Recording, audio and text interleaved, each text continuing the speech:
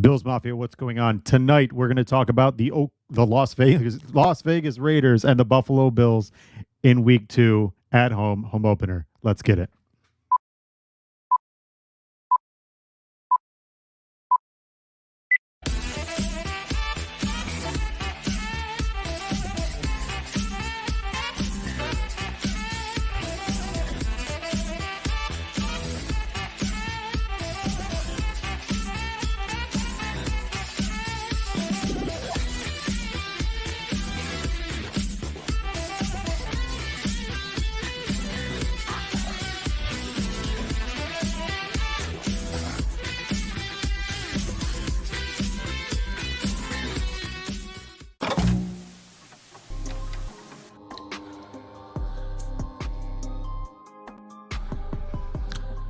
Bills Mafia, what is going on? Good evening.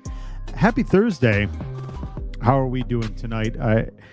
It's been a very wild day today. For the second time in a year's span, I have fallen off of a customer's steps or a deck delivering mail. So today has been a wild one for me.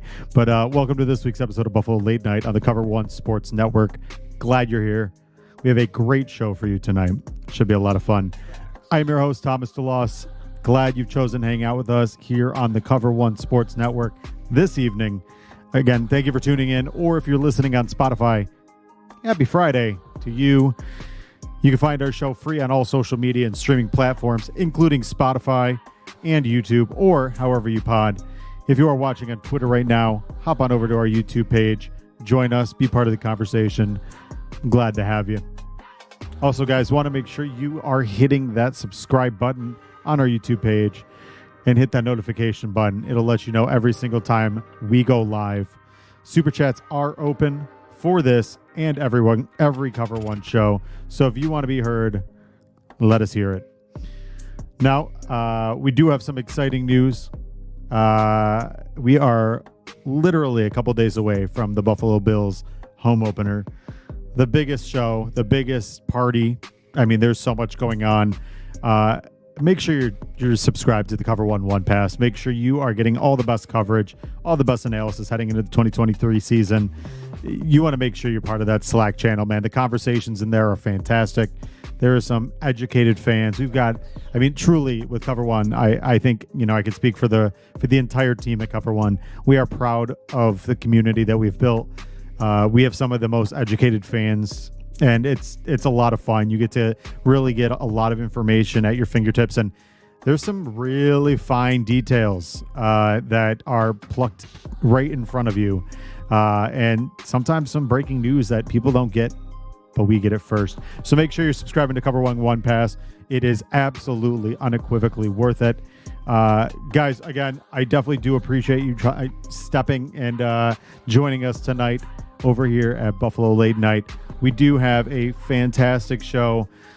Starting things off tonight, we have the co-host of the Bleav in Raiders podcast alongside ex-Raiders corner Stanford Route. We have Mr. Dennis Ackerman. Dennis, what's going on, man? How are you? I'm doing well. Thank you so much for having me. I look forward to talking some Bills Raiders with you. Absolutely. Yeah, it's obviously a pretty interesting matchup. One of the actually, if you look at it, the Bills and the Raiders have played some of the most games of any two teams in NFL history, dating back to almost its inception. So a very storied history between these two franchises. Obviously now with the Las Vegas Raiders, with my little my slip up at the beginning of the show. But Dennis, why don't we get it started right out of the gate? Why don't we just talk about the Raiders? What did you see out of Week 1 in their win over the Broncos?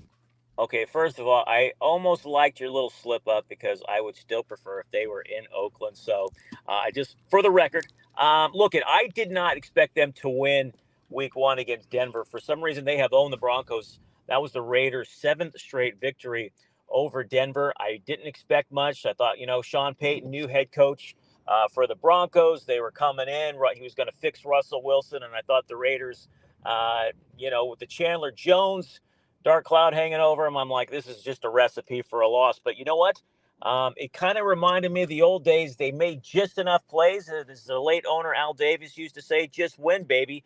And that's exactly what they did. Nobody really had outstanding stats. It was a low scoring game. Each team only had 6 possessions. And the Raiders came out with a big road win to start the season, winning 17-16. Now, obviously, with the Las Vegas Raiders, there's been, obviously you mentioned the Chandler Jones stuff. There's always some type of drama that kind of, permeates through the Davis family. Is there any cause for concern with Chandler Jones is potentially a future Hall of Famer. Most would probably assume he is.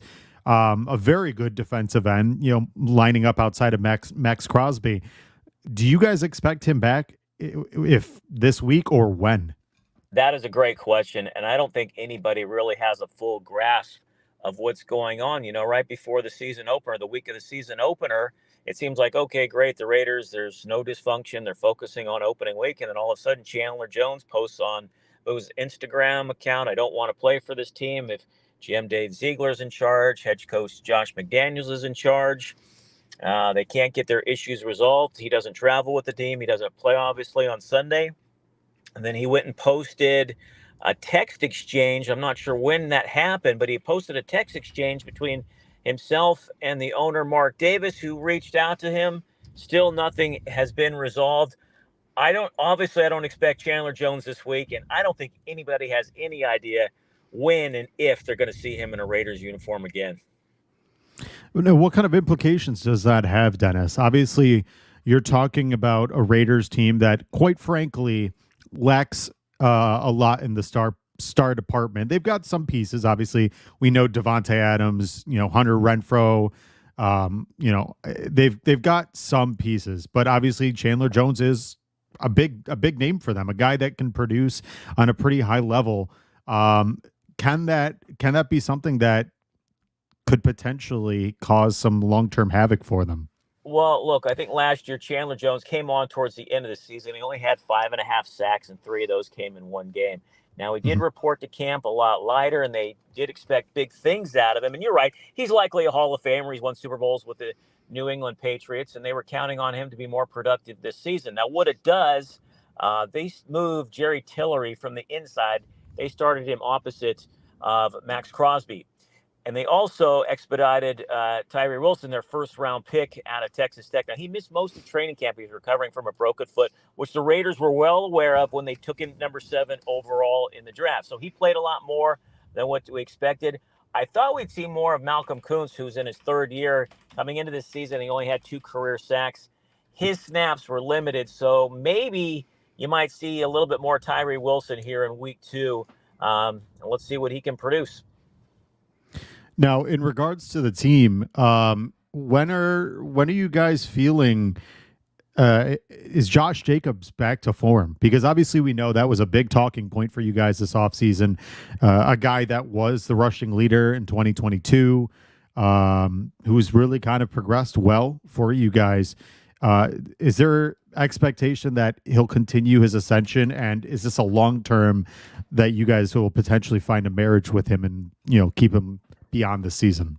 Yeah, that's a great question. Whether this is a short-term or long-term relationship, he signed the franchise tagged him, so he came in on the 1-year deal. He admitted he was a little rusty in Week 1 against the Denver Broncos, rushed for less than 50 yards. And if you compare his productivity, what he did against Denver last year, when he combined for over 250 yards in the 2 times that they met. So, look, credit Denver also. They stacked the box on Jacobs. They said, you are not going to beat us. Jimmy G, you're going to have to beat us with your arm. And they did a good job with him. I would expect the Raiders to try to up his productivity here in week 2.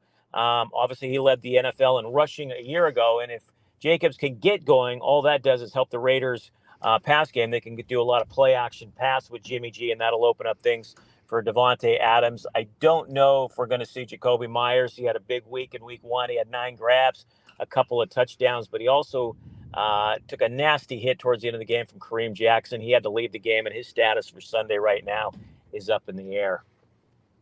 Yeah, Jacoby Myers, big time signing from New England this year. a guy that I kept on my bench in fantasy and kicked myself later for. But now, in regards to you mentioned Jimmy G, obviously, a lot of the NFL community was kind of surprised last year as the Raiders sent Derek Carr packing. What are your thoughts thus far on a guy like Jimmy G, who stylistically is quite of the polar opposite from a guy like Derek Carr? Yeah, I was a big Derek Carr fan. I know he was a lightning rod with the Raiders fan base. You either loved him or hate him. I thought for everything that he put up with both on and off the field, he was the face of this franchise for so many years. And the way they treated him at the end of last year when they told him to stay away from the team for the last couple games, that sat wrong with me. But look, I think Derek is more talented than Jimmy G. Now there's a saying that Jimmy G fits better in Josh McDaniel's system, whatever that might be. But look, I think if he's healthy, I think he needs to be good. He doesn't need to be great because the Raiders have a lot of weapons. I mean, we already talked about Josh Jacobs and Devontae Adams. If Adams isn't the best wide receiver, he's 1A. And obviously, like I said earlier, Jacobs led the NFL in rushing.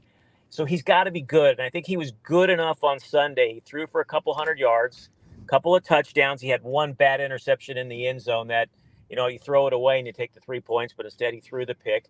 But he did scramble on a couple occasions, and the big one was at the very end of the game, the Raiders faced a 3rd and 7 in Denver territory. He scrambled for the first down. He stayed in bounds, and that allowed the Raiders to bleed the clock out and escape Denver with a 1-point victory. Yeah, definitely a big time division victory. Who knows what the Broncos are at this point. I think Sean Payton might actually be kicking himself for making that statement about coaching, because I think he might realize that it wasn't just that. Needless to say, big time matchup, as I said, going into this week 2, a vaunted Buffalo Bills team who somehow, did what everybody thought they wouldn't do after an Aaron Rodgers abrupt injury.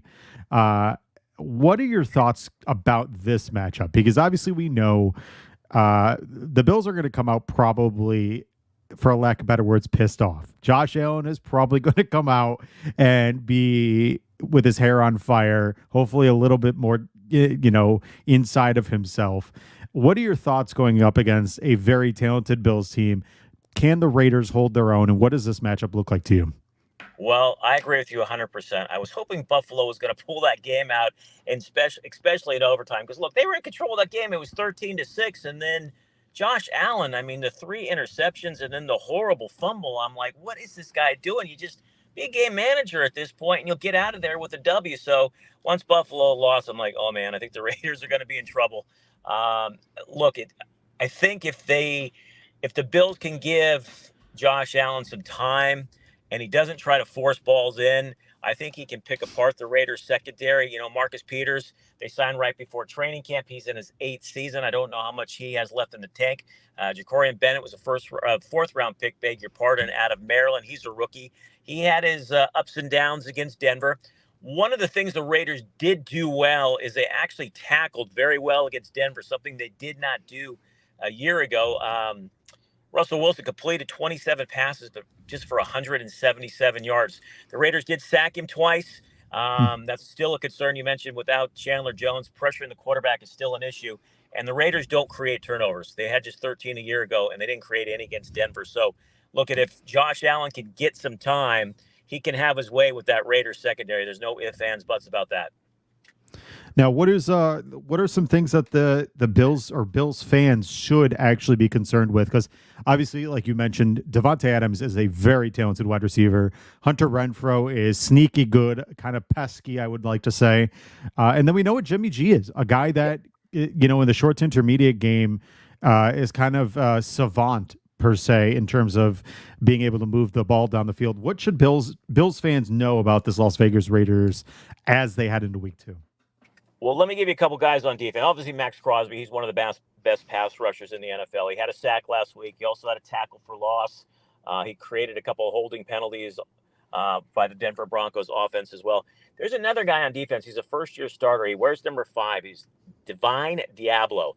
And he had 9 tackles on defense last week against Denver. He also broke up a pass right at the goal line, preventing a Denver touchdown. So keep an eye on those 2 guys defensively, Diablo especially. First-year starter taking over for Denzel Perriman. Like we mentioned, Josh Jacobs, you got Devontae Adams. Hunter Renfrow has been a little bit of a mystery since Josh McDaniels has taken over the team. He had just 13 snaps on Sunday, and he wasn't even targeted. It's his first time in his Raider career he wasn't targeted. Now he did battle injuries last year, but even when healthy, just doesn't seem to be fitting in with Josh McDaniel's system for whatever reason. The Raiders' offensive line did a decent job of pass blocking. Jimmy G did a good job of scrambling. I mentioned that earlier. The Raiders are going to try to run it with Josh Jacobs. It's no mystery about that. If they can get him going, it'll be a steady diet of Jacobs, because what that does is obviously it chews up the clock, keeps the Raiders defense off the field, and it also keeps the Buffalo Bills offense on the sideline as well. So look at, if Jacobs is running, that also sets up the play action pass for Jimmy G, and that's where he excels. Yeah, that definitely a matchup, I think, for the Bills that is I would say, a get right game. What are your expectations for the Raiders thus far? Is this a season that you think they could string some victories together? Were they lucky to play kind of a middling Broncos team, or do you think this is a team that maybe, given the right scenario, and maybe if Jimmy G can piecemeal this together, they could actually compete in the AFC? No, I don't think they compete in the AFC. It's just way too deep. Kansas City is still the class of the AFC West until somebody knocks them off. The Chargers, I don't know if anybody knows what to make of the Chargers. Talent-wise, They're the second best team in that division. And then I think you have the Raiders and the Broncos probably fighting for third place. Before the season began, I went through the schedule and I'm like, look, worst case scenario, they're probably what they were last year. They're 6-11. If everything broke right and they got a few breaks here and there, maybe stole a victory or two, 8-9. The problem is they're not bad enough to get like a top 2 or 3 pick to get a quarterback of the future. They're too good, and they're going to end up somewhere probably between 8 and 10. And then what do you have to give up to get a quarterback? And that's kind of their dilemma. So I think they're anywhere from a 6 to 8 win team. There's just too many question marks on the back end of that secondary. And I think if you quietly ask head coach Josh McDaniels and GM Dave Ziegler, they'll tell you it's a rebuild. They're not going to say it publicly because that ain't going to sit too well guys like Max Crosby and Devontae Adams. So they'll finish somewhere third or fourth in the division and probably towards the bottom half of the AFC standings. So I'm going to ask your prediction, but before I do that, is Devontae Adams a Raider next year? Wow, that is a great question. If they go 6-11 again, I would probably say they would be looked to move him. If they finish 8-9, I think they hold on to him. So, yeah, that's a great question, man. I think we'll have a better understanding better idea, beg your pardon, at the end of the year. Really great question. Look, I picked against the Raiders last week. I thought they would probably fall 20-17, 21-17. Buffalo has been a house of horrors for the Raiders, whether they've been in Los Angeles, Oakland, or Las Vegas. I remember the AFC Championship game when they lost 51-3 to Buffalo. I think 10 years ago, they played a great game against the Bills. It was 2011. The Raiders were at 21-3. Halftime ended up losing 38-35. It was a great overall game. I think it was Ryan Fitzpatrick might have thrown a game-winning touchdown in the late seconds, but I don't really think this one's close. I think Buffalo, like you said, they're going to be pissed off. They're going to come out. I really think they're going to put a hurting on the Raiders. I'm going to go probably 28-17 Buffalo. Beautiful. Well, hey, Dennis, I truly, truly do appreciate it. Why don't you plug yourself, plug where people can find if they are Raiders fans. Obviously, we're going to tag this and make sure Bleav sends this out, but let people know where they can find you. Yeah, we're on the Bleav and Raiders podcast. I co-host it with former Raider quarterback Stanford Route, and you can find it on Apple. Anywhere you can download podcasts, it's available. Once again, it's the Bleav and Raiders podcast. Thank you so much for letting me do that. Beautiful. Dennis, really appreciate your time. Enjoy this Sunday, and hopefully we can get you back some other time. Sounds good. You do the same. Thanks so much. Take care, my friend.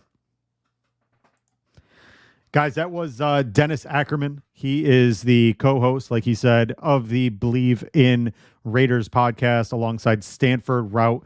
Ironically enough, when I found out that Dennis was going to be joining us and he mentioned Stanford Route, I remember back in 2011, 2012, that Bills fans were actually clamoring to get Stanford Route on the Buffalo Bills. So very weird cyclical situation in terms of getting him back in now listening to him being a podcaster as well. So very, very cool stuff. Tonight, guys, by the way, obviously we had Dennis Ackerman. It's going to be me and only me tonight, and probably be a little bit shorter. Like I mentioned in the intro, I had a bit of a weird day. I'm a touch of a klutz, unfortunately, and I fell and had a porch of one of my customers completely collapsed today. So it's been a bit of a weird day, but we're going to get through it, all things being equal. But before we do that, let's go ahead and hear from Greg Thompson and Aaron Quinn. Many people ask us the best way to support us here at Cover One, and that is to sign up to become a Cover One Pass member. That contribution helps give us the access to all the data and information we use to create the content that you love. And I think most importantly, brings you into our community of insiders. It's a great community based on Slack. I know a lot of people don't want to be on social media anymore or be in on those conversations. We bring all of it to you right in our great community of educated fans. And most importantly, you get access to our content creators. Even better than that, everybody loves merch. You get awesome t-shirts, a cool decal, and a letter from the Cover One team signed directly to you. All for $60. That gets you the entire season, next year's free agency and draft. $60. Click the link in the description. Cover One Insider. Become one today. So obviously you heard from Aaron Quinn and Greg Thompson, two of our best, obviously two of the OGs. They also have their fantastic show. Make sure you're checking that out in the Greg Thompson Sports Show. But guys, make sure you're signing up for the Cover One Pass. If you haven't signed up, still have a lot of time. Like they said, some great stuff. You get that beautiful t-shirt this year. And also just getting all the content, the amount of stuff and the amount of time that our team takes to put together some very high-level content. I'll tell you, I appreciate being part of it. I appreciate being able to work alongside some of these very talented individuals. So make sure you go ahead and do that and sign up for the Cover One Pass. And like they said, it helps us to be able to continue to deliver every single week to you guys. But before we get into any more about this coming week's game, let's go ahead and get into our damn segment. Go ahead, Ian. Throw that on. Damn!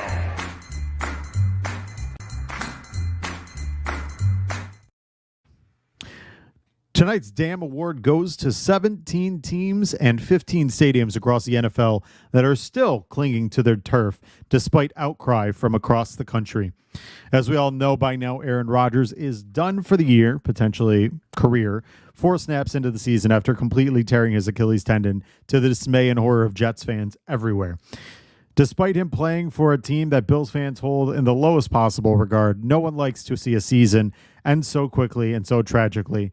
And after Aaron tore his Achilles, cries for changes to force teams to use natural grass have been reignited across the nation.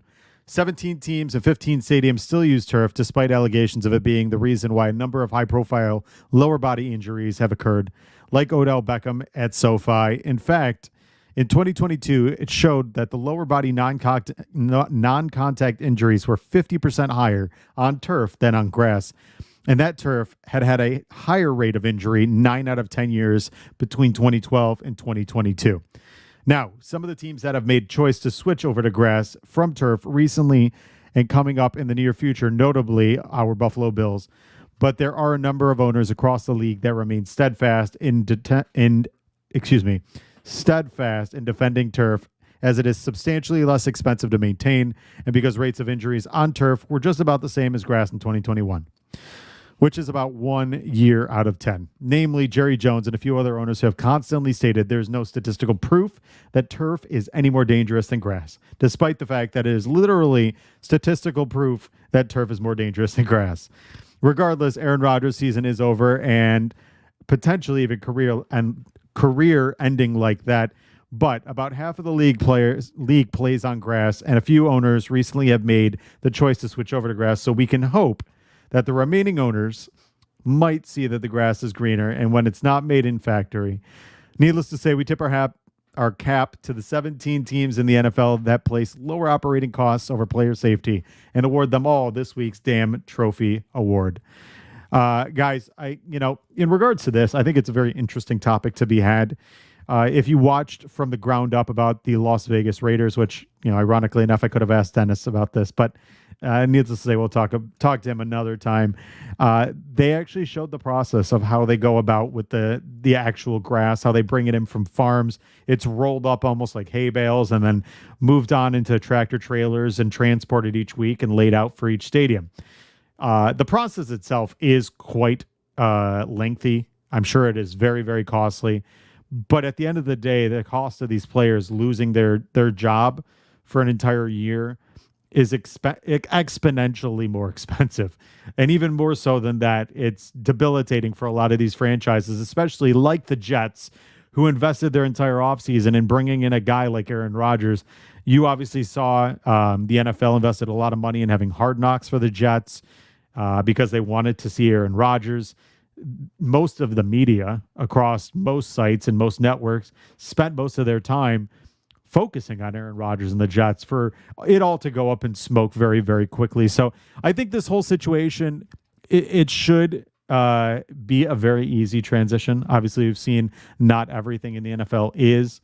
If you go on Greg Thompson's Twitter account, you'll actually see he broke down all the numbers in regards to Aaron Rodgers and what kind of financial implications him not playing or him playing regardless have. The fact that he's not playing makes those financial implications even harder. So it is going to be very, very interesting in terms of how this shakes out. But the one thing in terms of, grass over turf, we've seen for the Bills alone with Von Miller, with Tre'Davious White, it's been impactful. It's been something that has really plagued the Buffalo Bills over and over again. You saw two very debilitating injuries. Von Miller still has not come back. They're saying he might not come back till week 6. Tre'Davious White played last year, was still not himself. He's now seeming to actually show himself. So this isn't like a once-over type of situation. This isn't the injury happens and then, they'll come back next year. This is a thing that it actually has a lingering effect. So these players, the NFLPA, they obviously have a very powerful stance as to why they're saying this because of the implications. So I think it'll be something to be talked about, but I'm excited to see where this goes. The Buffalo Bills are going to be having grass in their new field.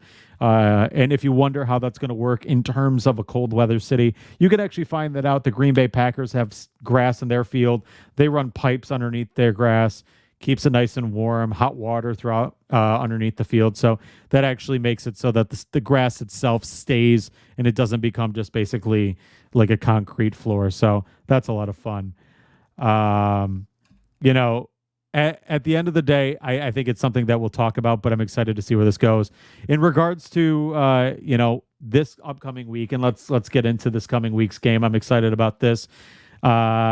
It's a big time matchup against I keep saying Oakland Raiders. I think it's going to be something that's going to take a long time to really shake myself out of. But the Las Vegas Raiders are an interesting matchup. Obviously, you saw they've got Jimmy Garoppolo. And for me personally, I was kind of a large proponent of the New York Jets actually bringing in Jimmy Garoppolo. I thought with Matt LaFleur, his offense, granted, obviously Matt LaFleur is not there anymore. I thought Jimmy Garoppolo would have been the perfect transitionary quarterback for the New York Jets.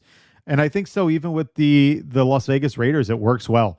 The one thing Jimmy Garoppolo did well with the Patriots, the same thing he did well with the 49ers, is a very up-tempo, quick passing game, utilizing your slot receivers to short to intermediate passing.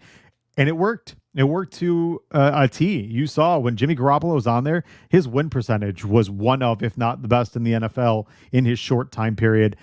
I think that is something that for the Las Vegas Raiders, for a team that quite frankly have been kind of in the same boat as the Buffalo Bills, kind of in that quarterback purgatory, a team that's been kind of consistently rebuilding. I think having a guy like Jimmy Garoppolo, at least for the intermediary, can steady the ship a little bit. I think it's a good situation for them. I think he is a good situation. And he's just in totality not a bad quarterback. I know people look at him and they scoff a little bit because of who he is or what he isn't. But I think he provides a certain level of stability that they just haven't had in a long time. Obviously, we know who their wide receivers are. Jacoby Myers coming from the New England Patriots, who personally I'm still surprised they ever let go. Jacoby Myers is an uber talented receiver who just didn't have a quarterback play to kind of bolster his talent level. You have Hunter Renfrow, who truly one of, if not one of the best slot receivers in the NFL presently, probably will get paid. If it's not by the Raiders, which they didn't do this offseason, some team is going to be coming and knocking. I think probably the reason that nobody traded is that, the Raiders want way too much for him. And then you've got the big guy, Davante Adams, Aaron Rodgers' best friend, the guy that Derek Carr pleaded for the Raiders to trade for just before the Raiders sent Derek Carr packing in return. One of the best receivers in the NFL. Like Dennis said earlier, one of probably top 5. I don't know where he falls in there between, Justin Jefferson, Jamar Chase, Stephon Diggs, Tyreek Hill. He's right up there with the best of them. He is an unbelievably talented wide receiver who can high point the ball, run any route. He's ultra physical, very big bodied. I think he's 6'4.5". He's just a very, very talented guy who puts defenses at a very, very big disadvantage. His ability to be not only a physical mismatch, but to be a height mismatch against most corners is something that Las Vegas is able to utilize. But on top of that, Davante Adams can run in the slot just like Stephon Diggs. And a guy like Davante Adams who comes trucking through the middle is something that most teams don't want to deal with because Davante Adams is bigger than a lot of linebackers as well. So I think this matchup's going to be a lot of fun. But the big question that we go into this week, and I think a lot of people have been talking about, is Josh Allen. And let's really talk about this tonight, guys. I think this is an important conversation to be had. And I know it's kind of been talked about for the last couple of days. And unfortunately, being on Thursdays, a lot of times I'm on the back end of the conversation, and I have to kind of clean up the breadcrumbs and be the last to talk about it. But it's okay. I think with Josh Allen, there's some stuff that's interesting here, right? Obviously, we saw in this game, Josh Allen made some decisions that not that we're unfamiliar with. We've seen Josh Allen do this before. We've seen Josh make decisions like this before. I think what the big problem for a lot of Bills fans in this game was not only who they played, but the timing of those decisions. And I think that's where it really comes into question for Josh Allen, because you saw that prototypically in the past, and we've seen last year, he only had 3 games where he had no turnovers. The rest, he had at least a fumble or an interception or both. Josh's biggest detriment is his inability to understand when to kind of put his foot on the gas and when to take it off and pump the brakes. Josh is a full throttle kind of balls to the wall quarterback who wants to win it. You'll never be able to fault his desire. I think the one thing about Josh that I appreciate is desire to want to win. We have never had, since Jim Kelly, maybe minus Ryan Fitzpatrick, had a quarterback that had the desire to bring a championship to Buffalo like Josh Allen does. The only problem with that is I think it's, in fact, kind of a detriment to Josh Allen. Because of the fact that he desires to win so much, it actually hurts him in that same sense. The one thing that we saw in this week is, and let's talk about the 2 runs he had alongside, and I'll go back to the other stuff. But if you look at it, Josh Allen had 2 very, I wouldn't say uncharacteristic runs, because Josh does some wild stuff. We've seen him jump over players and lower his shoulder. But the 2 runs that he obviously had the first down on the left-hand side, close to the sideline, and instead of just going out, he decided to turn back in to try to get a couple 3 extra yards, lower his shoulder, and run into the Jets defenders.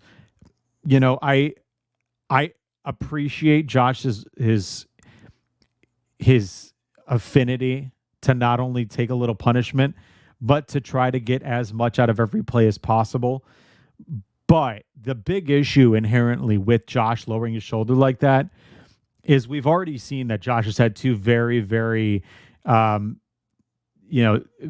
tough UCL injuries. And that's the tough part about it, is that when Josh does these type of things, when he goes ahead and he puts his body in harm's way, we've seen what could happen. Now, obviously, the UCL injuries were not a product of him running and him lowering his shoulder.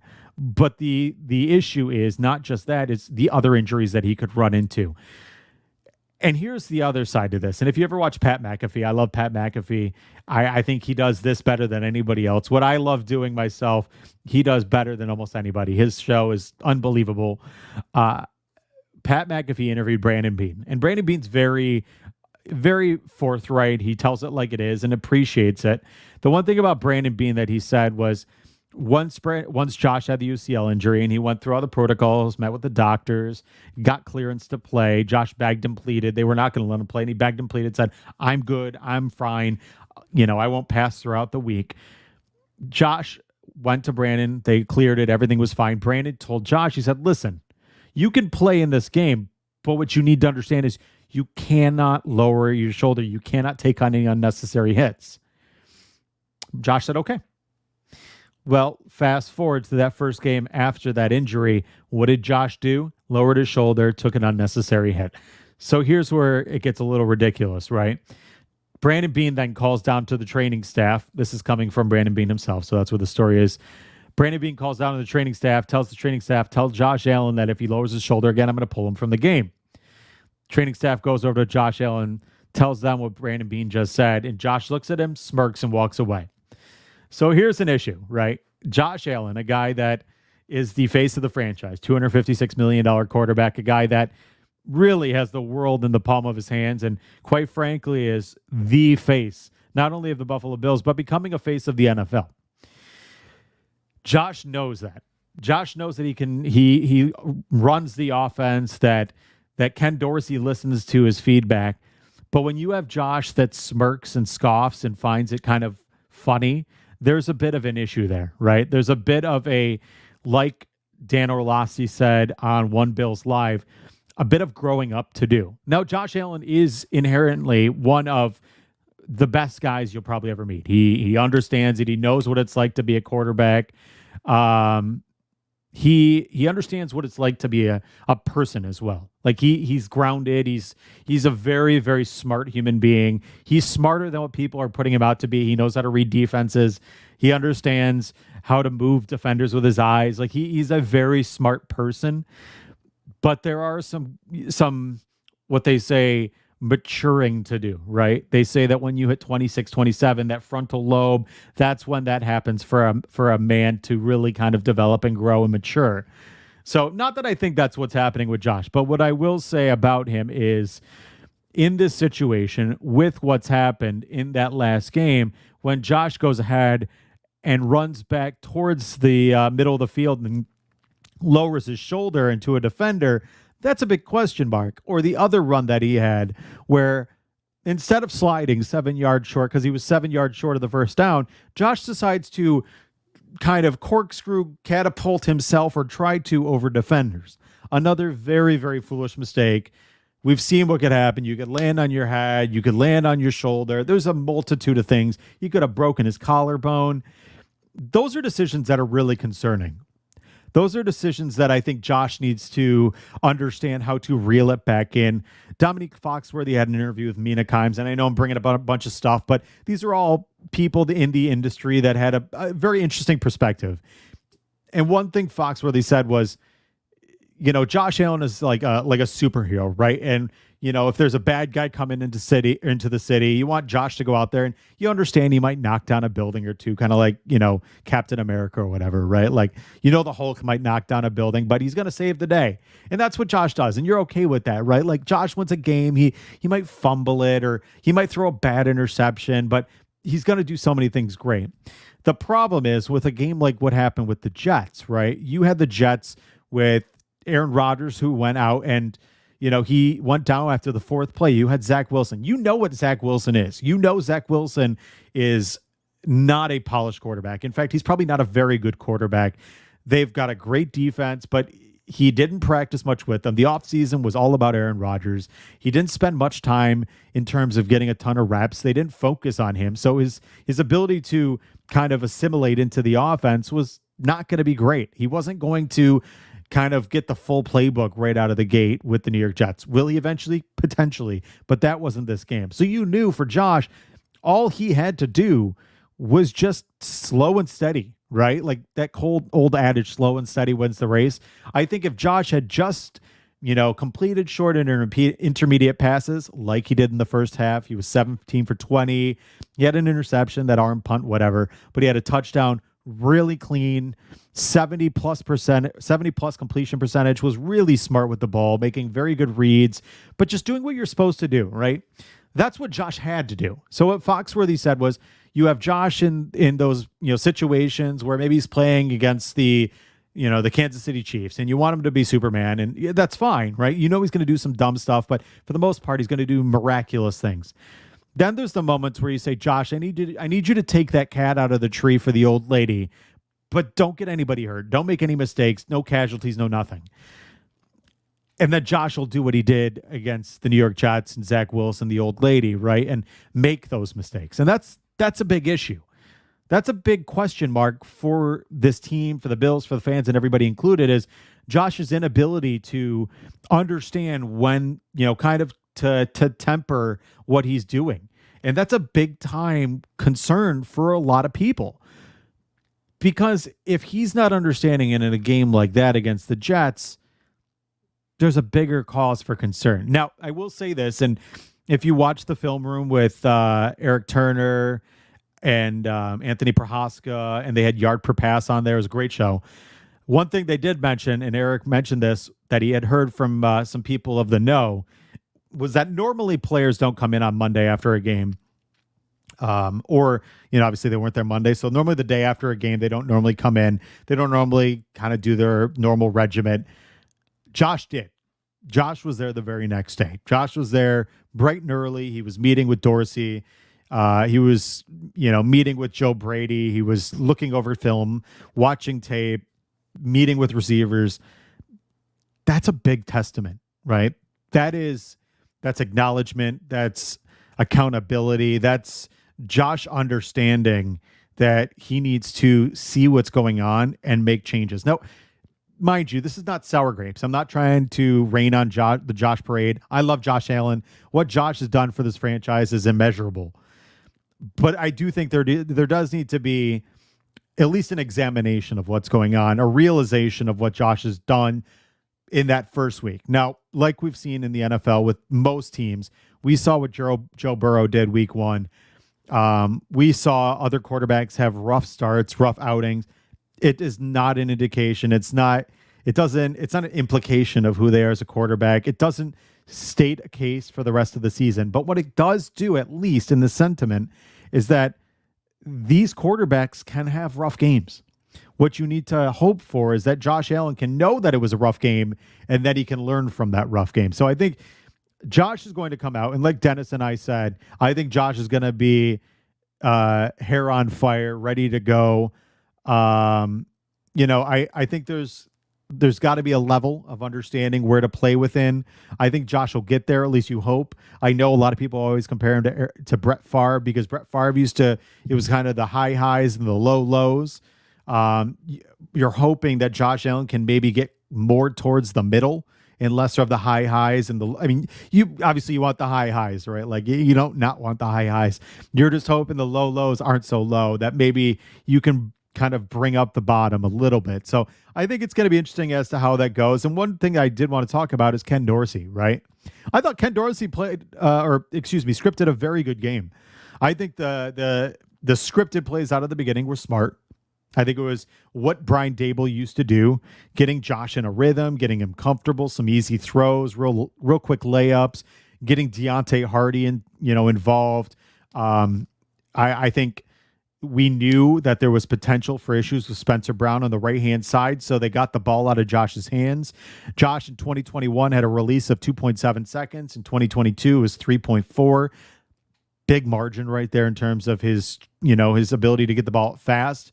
So I think getting the ball out quick, knowing there was potential for concern, was a big time thing for the offense. But Dorsey knew what he was doing, and I think the game plan was smart in what they were going to play if it was Aaron Rodgers, and it was smart if it was what they were going to play against against Zach Wilson. I think they did a good job. I think they did a nice job, and Dorsey and Mike Shula and Joe Brady. The entire the offensive coaching staff did a really nice job coming together collectively and creating a game plan that that worked for who they were playing against with the Jets. We knew that Josh Allen against the Jets in the last couple times under Robert Saleh have kind of had his number, right? Had a defense that kind of tempts Josh into making those, like Jessica Tennis is saying, spectacular plays.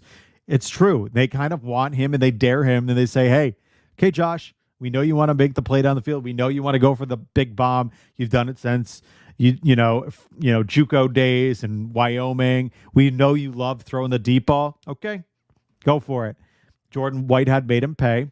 But what Dorsey did was he made a script that was going to keep Josh kind of reined in. And it was smart. It was a very nice game plan. It incorporated really quick reads, getting James Cook not only out of the backfield, but into the slot. You had Dalton Kincaid and Dawson Knox involved. 13 targets for Stephon Diggs, which I think should be the game plan every single week. Stephon Diggs should have at least 10 targets plus every single game. But they incorporated a lot of different pieces and a lot of different moving parts. I think the one question that I want to see potentially is what Brian Daboll did as well, of potentially coming down to the sideline and being with Josh. I think it's something that we could talk about. I think when Josh is having those moments where he maybe is getting a little outside of himself, maybe the game is a little frenetic for him, it's a little too quick, having Dorsey down there that maybe could slow this game down a little bit, I think is important to get in his ear. I just think it's something that maybe you could test out. Obviously, you've got Joe Brady. Joe Brady was an offensive coordinator for LSU back when LSU had one of the best offenses with Joe Burrow, Jamar Chase. He knows what it's like to be an offensive coordinator. So if you need the eye in the sky, Joe Brady can do that for you. You can be up in the booth while Dorsey is down, keeping things moving with Josh. The one thing I do think, and Roy, I do agree, I think getting Sherfield involved a little bit more. The only time we saw Sherfield was when Josh ran into him for the fumble. I think getting James Cook, Latavius Murray, and Damian Harris more involved. I liked what I saw out of James Cook, though I prefer to see him more running towards the boundary, a lot more counters, a lot more jet sweeps. He has the speed to be able to break outside and kind of get to the corner. But I think getting Damian Harris and Latavius Murray involved, you saw Latavius, the guy has some serious juice. He's still got some punch. Damian Harris had that really nice catch for 13 yards, almost getting that first down. I think having both those guys is going to be of not only of benefit, but of impact. I think we need to have more. There was only 15 carries from the three of them, 12 being James Cook. I think getting more of the running game to kind of web in a little bit of a change of pace, I think is important, especially in this offense. And I think to a degree, not taking the ball out of Josh's hands to a degree, but to take it out of his hands to maybe alleviate some of that tension, to slow it down for Josh, I think is also something that could be really important. I think in totality, I think the game, if you look at it, I think Dorsey did a good job scripting for the game at hand. Josh Allen went off script, which is why the game went the way it did. I don't think we were ever going to blow out that Jets defense. The Jets defense is just too damn good. Their defensive line not only is jam-packed, Quentin Williams is huge, but you have a ton of very talented defensive linemen. Their linebackers, CJ Mosley, Quincy Williams, are very, very good. And then obviously we know what their secondary is. So you never were going to beat them that way. But if you could chip away that whole dink and dunk style offense, which works well with Josh, I think is something that you get back to. And the one thing I say about the dink and dunk offense, which is why I mentioned this, if you go back to 2011, or 2020, 2011, when Josh was at his best, that was with Cole Beasley. And I've mentioned this before. If you catch me in spaces, you'll hear me. I'm a little bit kind of all over the place because I'm delivering mail at the same time. But Cole Beasley left. He dropped 183 targets, right?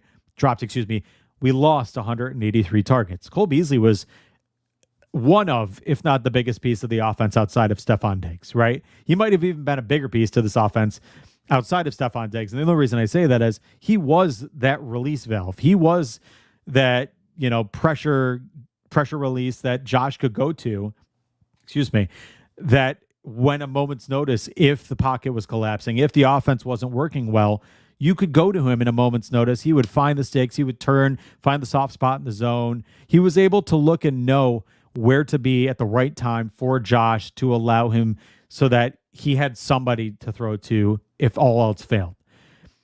Getting that more involved, getting that offense, that stylistic offense works really, really well for this Buffalo Bills team. You saw getting Dalton Kincaid involved. You saw getting Deontay Hardy involved early, getting James Cook involved. The big interception where the deep bomb, he had James Cook right in front of him that he could have just dumped it off. Yes, he may not have gotten the first down, but you live to see another day. That's another big part about this, that maybe you just need to live to see another day. Sometimes punting, and I understand that hand punt was one thing, but sometimes, punting or maybe trying for, if it's a 4th and short, is far more advantageous than trying for a high or a low percentage throw because you just want to force it into a tight window. I think Josh does a lot of great things. We know this. Josh is uber talented. He is prolific. He is prolific in terms of what he brings to this offense. He has changed this entire franchise. He's dynamic in every facet. But the problem is when he makes mistakes, those mistakes can be glaring and they can be incredibly detrimental to this team. And like I said, the final thing, the quick passing game, the effectiveness, I think it's something that you just need to get more involved. I think it's something that if we can get this offense humming like they did under Dable, I think it's big time. I think Josh will become more comfortable. I don't think he's going to be looking for the big pass. You can still have those. And quite frankly, the more effective your short passing game is, the more effective your deep passing game is, because you're not going to have the big thing. And let me say this real quick, and I'm going to move on. The reason that the deep passing game last year was not as effective is because they knew that we had no short to intermediate game. We had no slot receiver, right? Isaiah McKenzie was ineffective. Jamison Crowder was injured. Stephon Diggs could not play over the middle because we had no boundary receiver once Jake Kumaro got injured. So they really had nothing that they could do over the middle. So this year, now that you can, now it allows you to kind of get very creative with the offense. It'll open up the entire playbook. So I think you're allowing for a lot more there. Why they don't play more under center, if you look back to Dable, by the way, Cole, Dable did a lot more under center. Dorsey doesn't. I think I agree that getting under center would be of benefit to Josh. Josh is not the type of quarterback that's scared to turn his back to the defensive line. And on top of that, Josh in play action or rolling out, you've seen he rolls out as it is. If you can script and you can come up with game plans where he's going to be utilizing the play action, I think that's going to be of benefit to the Bills offense. I think if you look, and Roy is mentioning it right now, when Josh is at his most relaxed state and his eyes don't look all crazy, and you know what I'm talking about. We've all seen Josh when he's kind of just wired. When he's relaxed, kind of like Patrick Mahomes is, and Patrick Mahomes is just, kind of cool, calm, collective, steady Eddie. When he's like that, nothing phases him. He'll just matriculate down the field, and it's that death by 1,000 cuts. And that's what Josh has to get back to, because that's when he was most effective. I think it's just we need to kind of eventually move towards more of a short to intermediate and thread in the deep ball, because that's when they're going to be the best type of team. Guys, I do want to touch on one thing real quick from Banged Up Bills. Banged Up Bills stops by every single week. Last couple weeks, because my show was at 7, it's been a little bit more touch and go with getting him on here. Banged Up Bills is Dr. Kyle Trimble. You can find him on Twitter at Banged Up Bill, or on X, whatever, Twitter, at Banged Up Bills, or on his website, bangedupbills.com. He did have a little bit right up. As for the injury report, no concerns for the Bills. Morse's finger injury is his index finger or middle finger to his non-snapping hand. No issues there. As for the Raiders, Jacoby Myers unlikely to play, as he has in practice in the last 2 days, and even a limited practice Friday wouldn't allow him to get through the concussion protocol in time. No issues with Devontae Adams with his foot or Jimmy Garoppolo with his ankle. DeAndre Carter played 10 defensive snaps last week as he worked through a knee injury, but should see more playing time with Myers out. So not a lot of injuries. The Bills are very, very fortunate to have quite the clean sheet in terms of their injuries. Obviously, knock on wood that continues going forward. I am going to try to get my wife down here. We're going to start a new segment going forward in terms, I keep saying in terms of, we're going to be starting a new segment where my wife is going to be predicting each Bills game, kind of like Howard picks the Bills. This is going to be my wife picks the Bills. She's going to give her score prediction each week as to what she thinks is going to happen whenever she gets down here. I don't know where exactly my wife is. She might be still and here she is. So my wife will actually be coming in here to join. This is my wife, Jessica. If you guys, this is my wife, Jess. She's wonderful. She's the one that puts up with this nonsense. She's going to be coming on each week and giving her prediction. We'll see how this goes week in and week out. But Jess, what is your prediction for the Bills versus the Las Vegas Raiders for week 2? All right, so I am totally doing this just based off pure feeling and no evidence whatsoever. I watch the games, but I don't follow everything. So anyways, I'm going to say that the score is going to be 24-21 Bills. I think it's going to be a close game, but I think that Josh is going to come in having learned from the mistakes that he made last game, knowing the loss that he caused a little bit by those throws at the end of the game. So I think, yeah, again, 24-21 Bills. Let's go. I like it. Cool. Good job, babe. All right, love you.